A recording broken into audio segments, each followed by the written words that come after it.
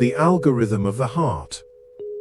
The blue light of his dual monitors was Tunde's most constant companion. From his apartment in Jabi, he built worlds with code, his algorithms elegant, his logic flawless. He was a rising star at a Lagos-based tech firm, working remotely, a digital nomad before it was a trend.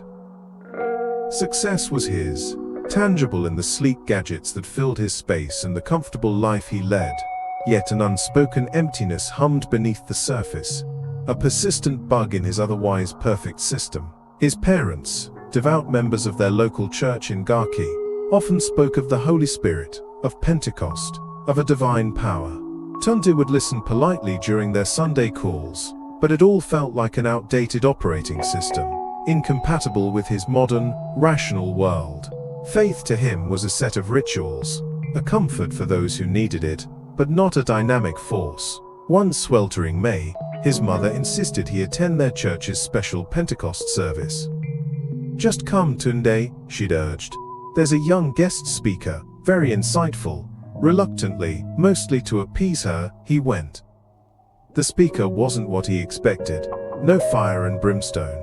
Instead, a young woman, an engineer like himself, spoke about the Holy Spirit, not as a mystical apparition, but as the divine interface. The connector between God's infinite capacity and human potential.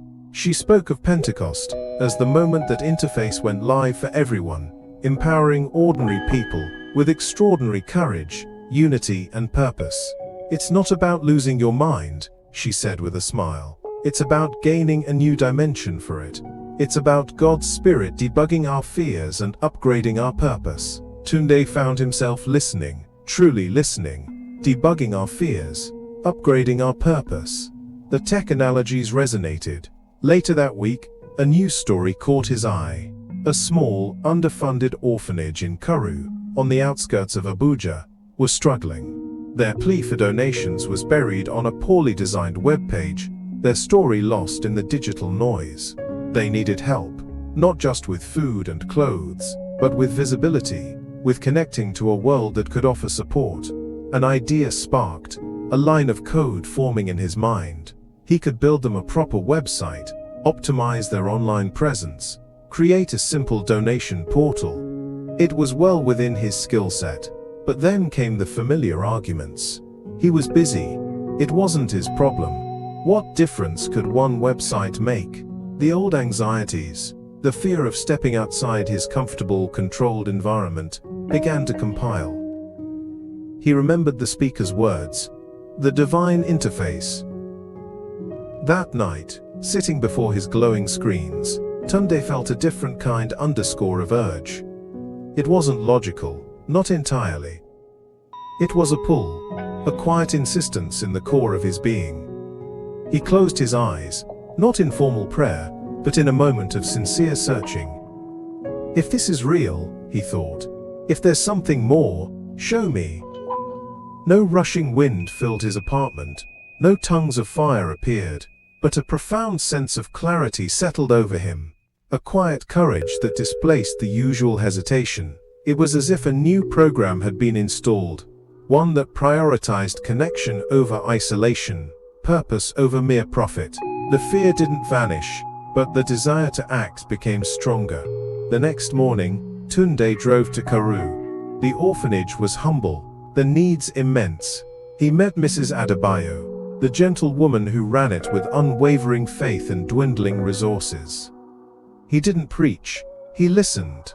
Then, he offered his skills. For the next few weeks, Tunde dedicated his evenings to the project. He designed a beautiful, user-friendly website. He taught a young volunteer at the orphanage how to update it.